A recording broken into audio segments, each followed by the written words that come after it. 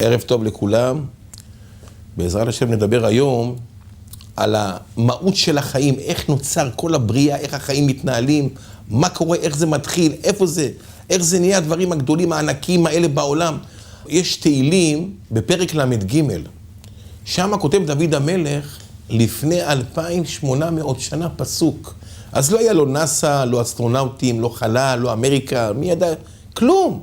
כותב פסוק. מה הפסוק? כונס כנד, אני אסביר. כונס כנד מי הים, נותן באוצרות תאומות, הימים וכל אשר בהם.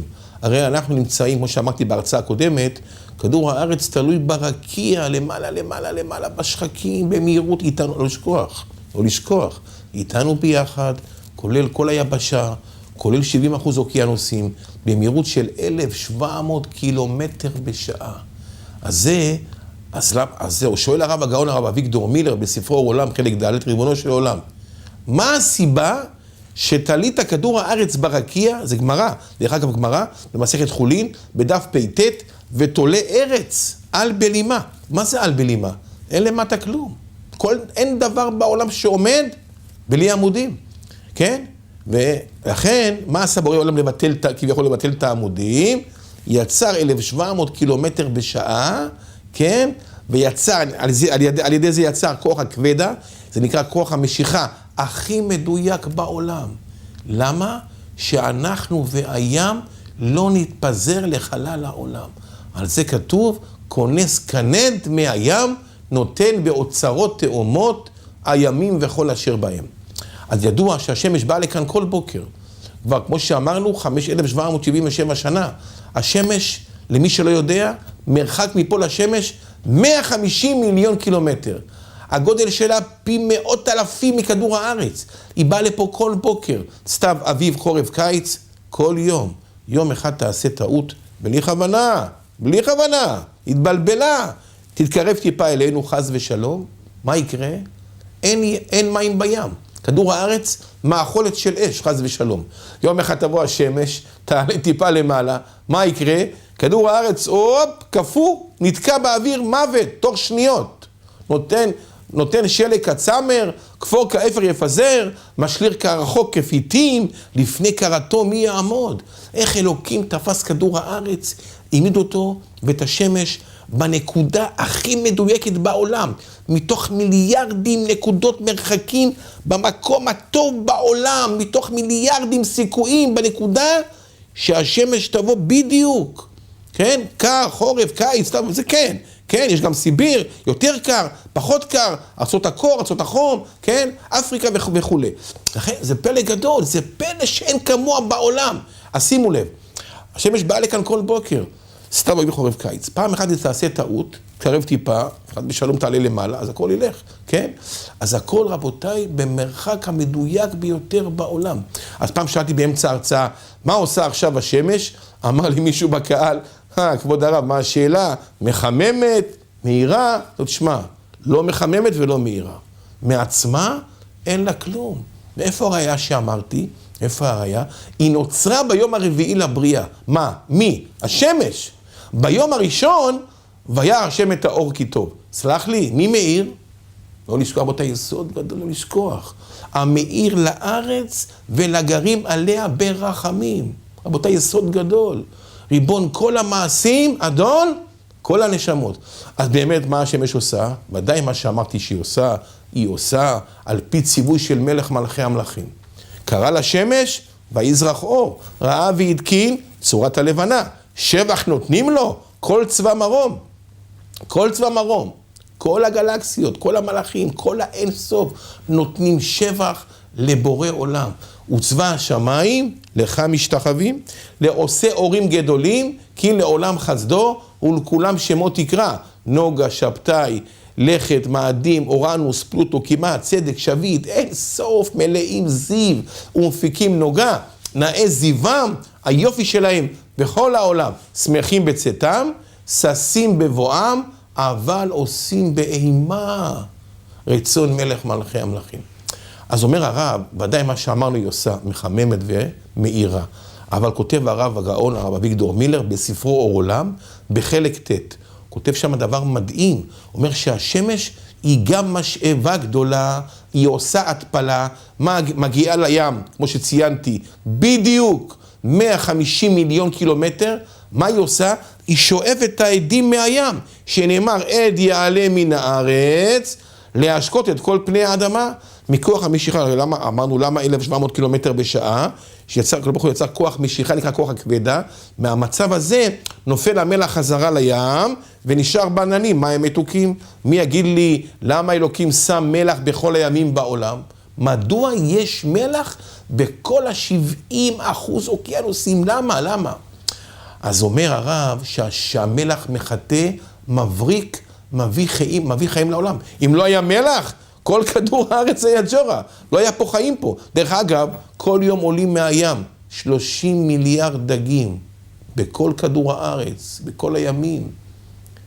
אז כמה יש דגים בימים?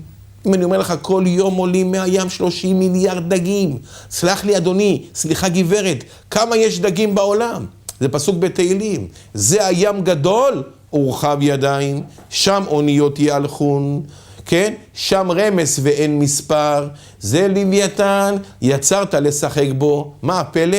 כולם אליך יסברון, לתת אוכלם בעיתו. אומרת הגמרא במסכת כתובות, בדף ס"ז, לא נאמר בעיתם, נאמר בעיתו מלמד, שכל אחד ואחד מלך מלכי המלכים, מפרנס אותו באופן אישי. מאיפה הרי היה מה שאמרתי? כתוב לבני עורב, אשר יקראו. אפילו הבנים של העורב מכירים את בורא עולם. האריה, שהוא מלך היער, אריה ישאג מי לא ירא. אם ייתן מהמנה שלו לבן שלו, אז הבן שלו אמנם יאכל, אבל הוא לא יהיה מלך היער. יהיה לו חסר לו אוכל. הוא יודע שהכפיר מסתדר. הכפירים שואגים לטרף לבקש מאל אוכלם. אומר מלך מלכי המלכים לנביא ישעיה בפרק א', תכתוב עכשיו פסוק ממני. פסוק. אמר לו, מה הפסוק? תכתוב, ידע שור קונהו. יודע השור מי הבעלים, הוא מזהה. והחמור אבוס בעליו. שהחמור האב מביא לו את האוכל, אז הוא מבין שהאוכל זה הבעלים שלו. אומר הקדוש ברוך הוא, עמי לא ידע, ישראל לא יתבונן. נחזור רבותיי לענייננו. אז אמרנו שנשאר בעננים מים מתוקים. שימו לב, קהל קדוש, איך מלך העולם, זה שעכשיו מנשים את כל העולם, עושה נפלאות לבדו. המכסה שמיים באבים, המכין לארץ מטר, ישב רוחו, יזלו מים, המצמיח הרים חציר. מה זה חציר? אומר רש"י הקדוש, דשא, נותן לבהמה לחמה, לבני עורב אשר יקראו, כן? משהו לשמח את הקהל, כן? הלכה כבשה אחת במדבר, וראתה שני בדואים, רבים ביניהם ממש ריב עצום, והם גם ראו שהגיעה כבשה, אמרה הכבשה לעצמה, רק שלא ישלימו ביניהם, כן? ומה יקרה? יעשו אותה על האש, כן? אז זה רבותיי יקרים, אז זה דבר עצום ונורא. אז מה אמרנו? שמהגשם נוצר דשא. זה נקרא חציר, רש"י אומר דשא, נותן לבהמה לחמה, לבני עורב אשר יקראו. אנחנו אוכלים מהבהמה הזאת, שאכלה מהדשא, מהג'ורה, מהאבנים, עשרות ומאות סוגים של גבינה, כל הפיצות בעולם, כל הספגטי, כל המוקרמים, כל העוגות, כל האוכל, אין דבר שעושים את זה בלי גבינות, כן? כל הבשרים בעולם, אנטריקוט, שפונדרה, מספר 5, מספר 2, 3 ו4 ו8 ושריר, וכל איזה פלא גדול, כן? כל העולם רבותיי, המחדש, בורא עולם, בגלל שיש ישראל בעולם, שלומדים תורה ועושים חסד ושבת קודש ותפילין וצדקה ושלום בית ומעשים טובים, כל העולם חי ונושם. איפה הראיה? האל אזן אותנו בזכותנו ואת העולם כולו, ברכת המזון, בטובו, בחן, בחסד, ברווח וברחמים רבים, נותן לחם לכל בשר, כי לעולם חסדו. דרך אגב, אומר רש"י הקדוש דבר עצום, אומר מה? אומר שכל אוכל בעולם נקרא לחם. למה כל אוכל בעולם נקרא לחם? למה באמת נקרא לחם? מהמילה מלכים גוף עם נשמה. אבל פרשת עקב בתורה, כי לא על הלחם לבדו יחיה האדם, יש לי בניינים, יש לי מסעדות, אני אדם עשיר, נו אז מה? אלא על כל מוצא פי השם יחיה האדם. מלך ממית ומחיה, ומצמיח ישועה, משפיל אף מרומם. הכל במעשים שלנו. מוריש עול ויעל, במעשים שלנו. מוריש אין כסף, ומעשיר יש כסף. גמרא בקידושין בדף פ"ב, בשם הנביא חגי פרק ב', לי הכסף ולי הזהב נאום השם. מחצתי ואני ארפא ואין מידי מציל. עכשיו איזה חבר, כן, שנפטר בן 53, כן, עליו השלום, ואמר לי חבר אחר שהכיר אותו טוב טוב, שהוא היה מקבל שכירויות לכיס שלו בחודש, מעל $100,000 רק שכירויות, תראו לכם איזה, כן? ומה עכשיו? הוא נפטר מן העולם. מה זה המושג נפטר? מישהו עבד באיזה מקום, העביר אותו למקום אחר. נפטר, היה פה, הלך מקום אחר. לכן אין לו מלווים לאדם. ביום מותו, עד 120 לכולם, רפואה שלמה, שלום בית. אין מלווים לאדם ביום מותו. לא כסף ולא זהב, ולא אבנים טובות ולא מרגליות. דבר אחד, והלך לפניך צדקך, כבוד השם יאספך. מה שעשית עם תורה ומצוות, זה מה שילך איתך לנצח נצחים. רק הדבר הזה, שום דבר אחר לא, כן? למה? אומרים בתפילה כל יום שלא נבוש ולא ניקלם ולא ניקשה לעולם ועד. אין יסורים רבותיי בעולם יותר מאשר בושה. כן, הראו לי באחד המסכים לפני חודש וחצי, חודשיים, איזה חבר הראה לי, לקחו שואל בסין, ואיכשהו שמו אותו הפוך, ככה תלו אותו, והורידו לו את כל האור מעליו, ראיתי, הוא התאמץ, אותו אדם היה סיני הזה, ואיכשהו חי את כל האור, כולל הראש, שלפו ממנו, וראית את השואל הזה, את הפנים שלו, את הבושה שהייתה לו, הוא הבין עכשיו שכל המהות שלו, כל המחיות שלו, הלכה ואיזה בושה הייתה לו. לא רוצים בושה.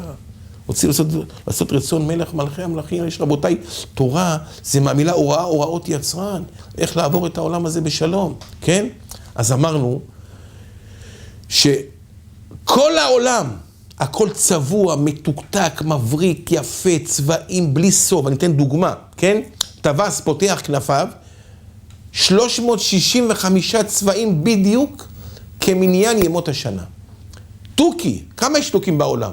אין סוף תוכים, ביליונים.